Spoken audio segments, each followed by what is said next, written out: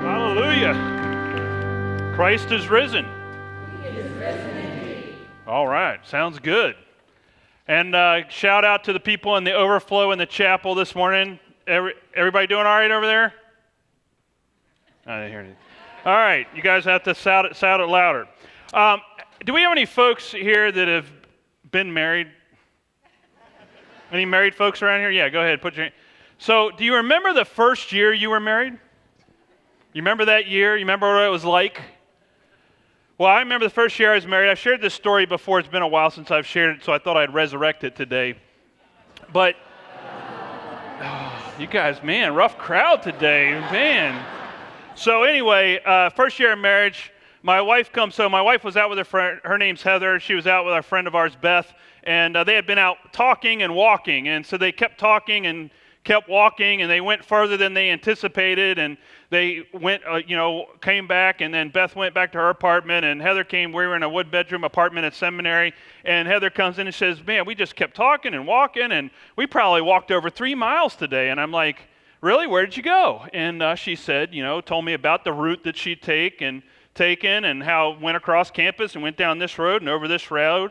But, my male analytical mind started to kick in, and I started to calculate the mileage in my head, because that's what I do. I have an analytical mind, and so I began to calculate it. And I used to be a runner. I'm more of a plotter now, but I used to be a runner.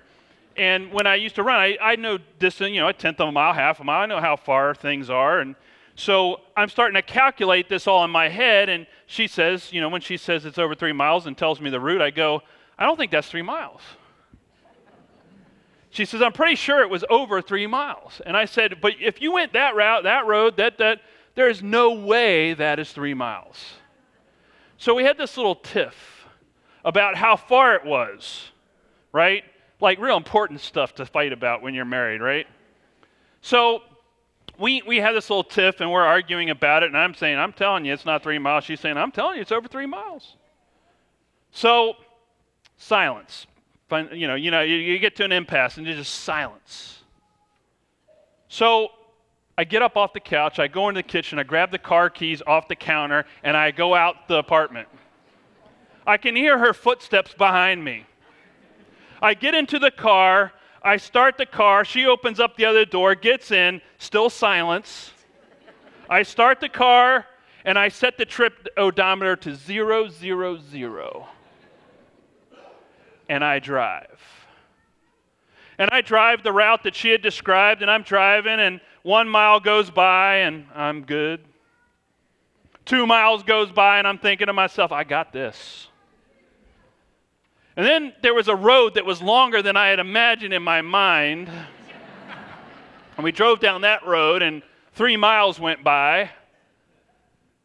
And then we pulled back into the parking space, and it said 3.6 miles on the odometer. Again, I didn't make eye contact. I just stood and I stared at the steering wheel, and I said, you were right. And I walked out.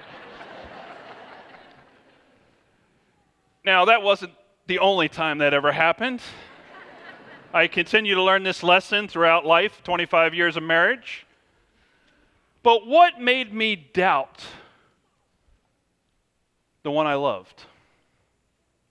What made me skeptical of her experience? Was it not my analytical mind, or maybe my need to be right, or my need to prove myself right that got me in the car? What was going on? Here was this person that I loved, I committed my life to, I entrusted my life to, and I wasn't willing to believe her experience. Think about the first disciples. You know who the first people who were the first witnesses to the resurrection? Do you want to guess what gender they were? Women, right.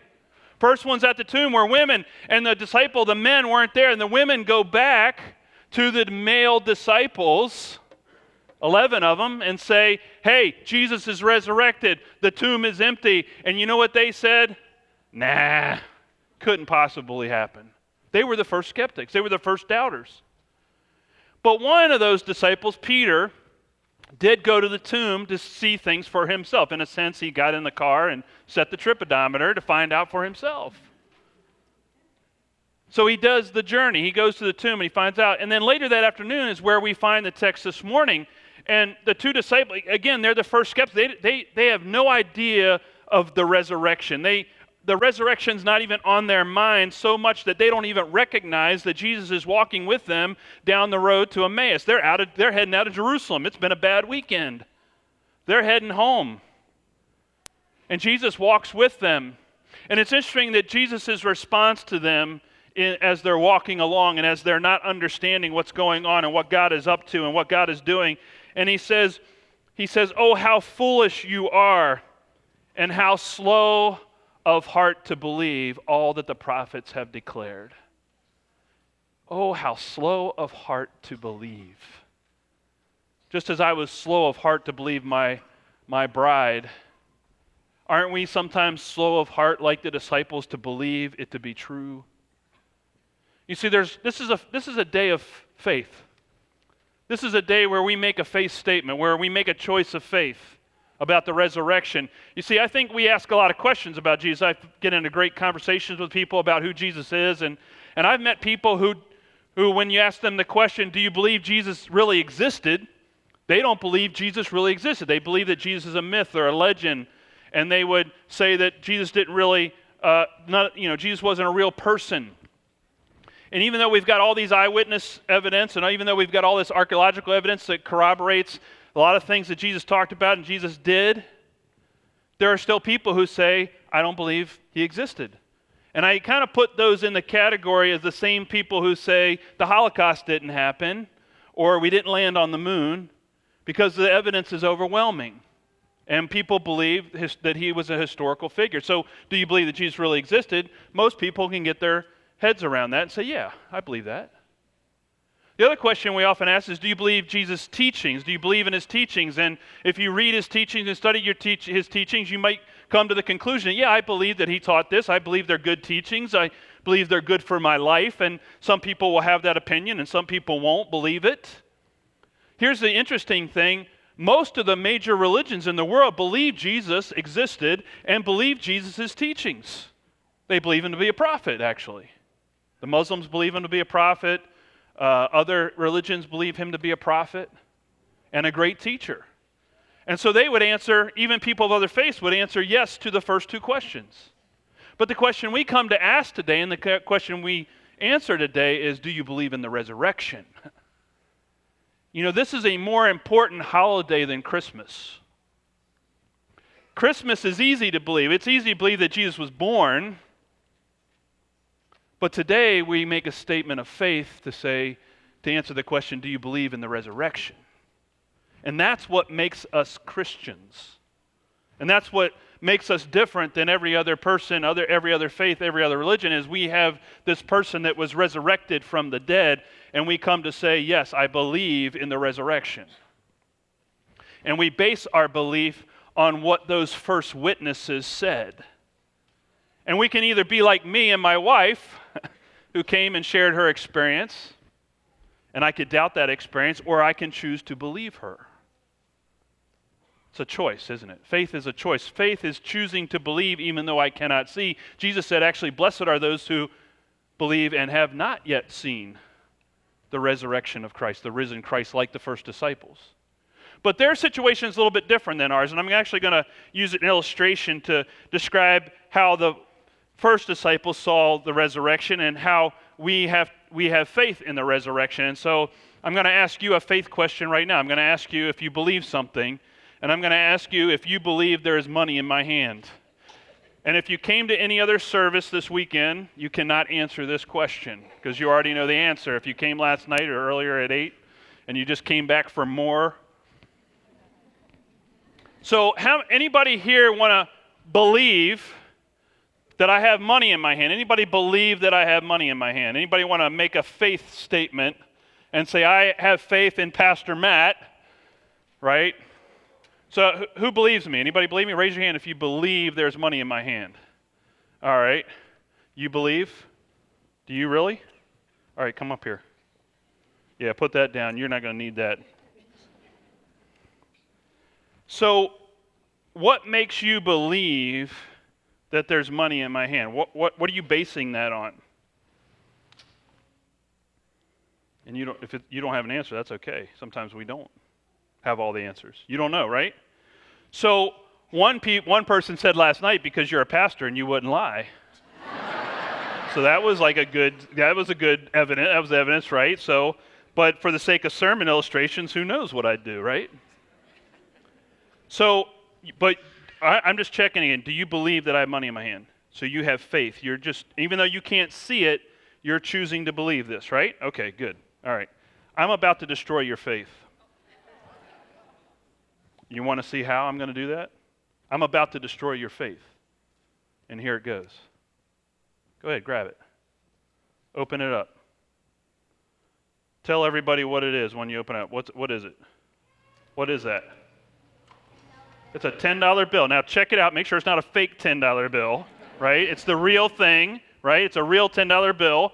So, how did I destroy your faith just now? Because now it's no longer a choice to believe. You actually have seen it, right? So you actually see it. So it's no longer faith for you, it's fact.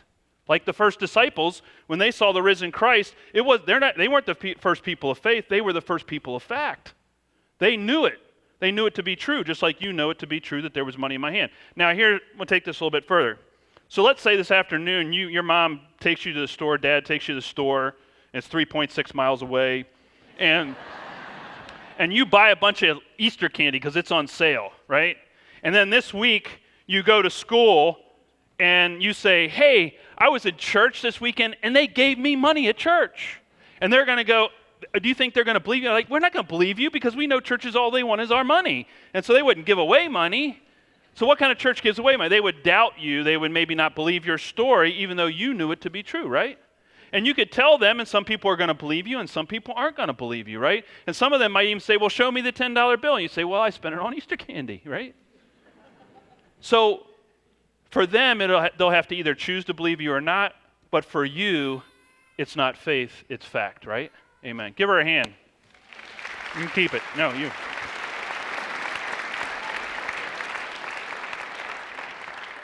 So the first disciples were not people of faith. They were people. They were eyewitnesses of the resurrection, and we are people of faith today. We choose to believe their story. We choose to believe their witness. We choose to believe their experience rather than doubt it. But isn't it so easy for doubt to creep in? Just like I doubted my wife. You know, and there's good doubt. There's doubt that gets us in the car and makes us check it out for ourselves. There's doubt that leads Peter to run to a tomb, and that's good doubt. That's a doubt that leads us to questions, that leads us to answers or to find the best answers we can find. There's also bad doubt, toxic doubt. Doubt that gets in the way of us ever being people of faith, that gets in the way of us ever believing anything. And one of those things that gets in the way is called skepticism. Skepticism is the fear of being wrong. We're afraid we'll be wrong, and so we have to prove ourselves right. And if we can't prove ourselves right, we won't believe because we have this fear that's driving us. You know, there were two priests and a skeptic during the French Revolution, and they were to be executed by the guillotine. First priest got up to the guillotine. Executioner said, you have any last words? The priest said, I believe in God. I believe God's going to rescue me. I believe that God is going to save me. I put my life into God's hands. So he put his head in the guillotine. They pulled the lever. The blade comes flying down, and then it gets jammed and stops before it reaches the priest. Saves his life. They let him go and said, obviously God wanted to spare your life, so they let him go. Next priest gets up to the guillotine. He says, I'm with that guy. Yeah, that's me. We're together. We're friends, you know. I believe God's going to save me. I trust God. And so again, he puts his head into the guillotine. They pull the lever, and it comes flying down, and it stops again. And it doesn't execute him. And so they let him go and say, obviously God wanted to spare your life. Now the skeptic gets up to the guillotine and says, I don't really believe in all that stuff. I don't believe that God's going to save me. I don't believe in religious stuff. I don't believe in this faith stuff. I'll just take my chances. And so as he's laying his head into the guillotine device, he looks up into the groove, the channel, and not wanting to be wrong, he says, "See, there's your problem right there." You got something caught in the channel. And so they removed it, and then they let it go. Because that's what a skeptic does. So afraid of being wrong that they'll even prove themselves to be right. But there's something actually a little worse than skepticism, because I think we all have that natural skepticism, just as we all do, and we have that natural doubt. But when skepticism becomes cynicism, it gets worse. Cynicism is the fear of being disappointed. Or I would say the fear of being disappointed again. Because a cynic has been disappointed one time, and so they don't want to be disappointed again. They are afraid of being disappointed again, so they won't allow themselves to believe anything or to have faith or to make that choice because they're afraid of disappointment. And so they are protecting themselves. You know, they're wounded idealists, John Ortberg says. The cynic is the guy, man or woman, who goes and to this tropical island vacation and says to the locals, "Hey, where's the best beach on the island?" And they say, "Well, you know, if you go to this side of the island, go to the far side of the island, there's this beautiful beach there, white sands, beautiful clear blue ocean, and if you go there at sunset, you'll see one of the most beautiful sunsets you've ever seen in your life, lots of colors. It's just gorgeous. It's our favorite beach here on the island. You should go tonight." And so the cynic says, "We'll see." And that evening, the cynic goes to the beach, and sure enough, there's the sun setting. It's beautiful. The water is crystal clear blue. The sands are white, and they're experiencing it just like the locals had described it. And as they're walking onto the beach, they look down, and somebody has left a cigarette butt in the beach, and they bend over and they pick up the cigarette butt, and they say, "See, I told you so. I told you they were wrong." Because they're too afraid to believe what they've been reported, because they've been disappointed.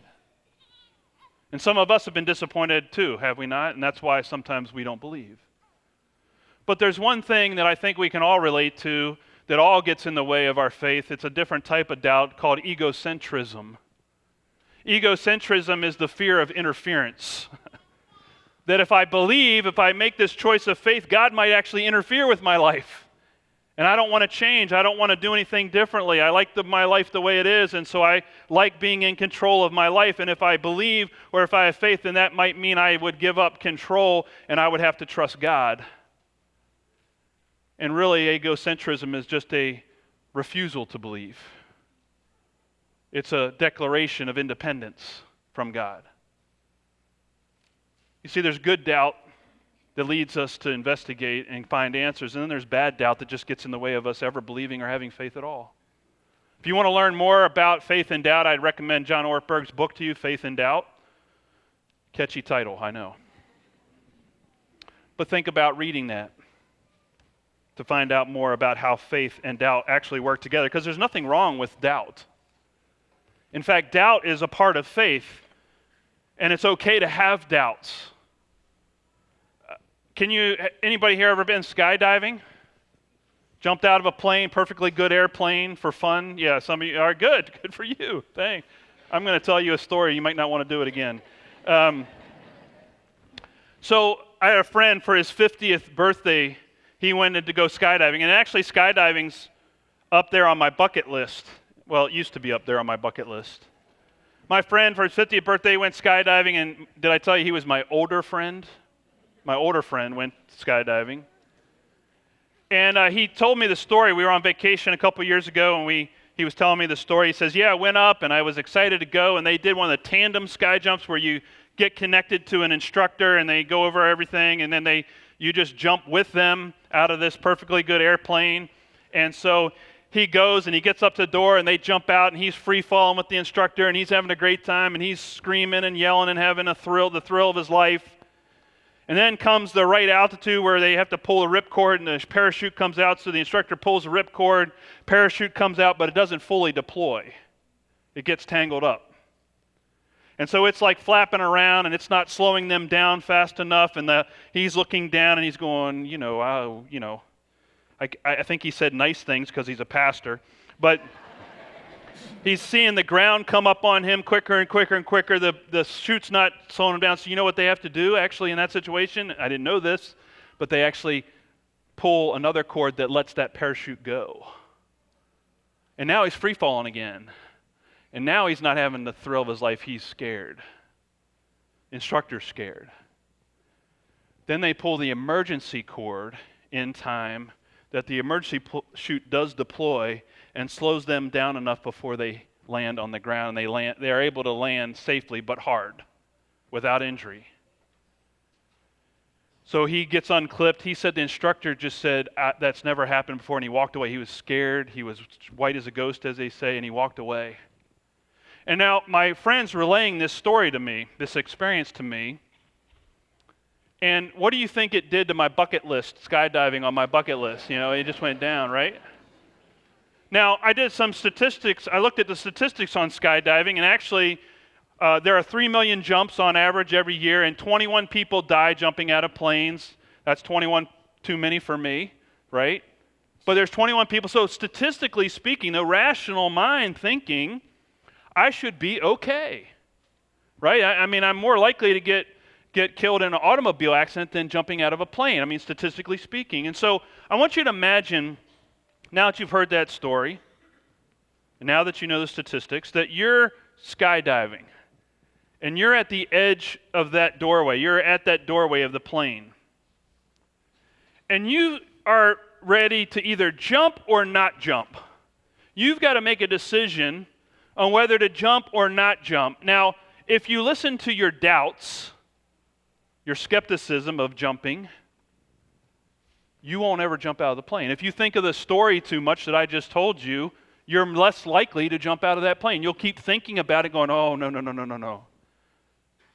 And you will talk yourself out of jumping out of the plane. So you don't know what's going to happen, right? But faith is choosing to jump. Faith is choosing to say, I don't know what's going to happen, but I'm going to make a choice to do this based on some evidence that I know, both sides, good and bad, and I'm choosing to jump out of this plane, perfectly good airplane. That would be a faith decision. Today we stand at another doorway. It's the doorway to the empty tomb. And even though we can't, like Peter, look inside of it, we have to learn to trust the reports, the eyewitnesses, who are willing to die not for something they just had faith in, but something they knew to be true, someone they had seen with their own eyes. And so we stand at that doorway to that tomb, and we have to decide, do we say Jesus is risen? Or is skepticism getting in the way? Or is cynicism getting in the way? Or is egocentrism getting in our way from making that decision of faith? Many years ago, I made that decision to jump out of a perfectly good airplane of faith and to jump out of and say, Jesus Christ is risen.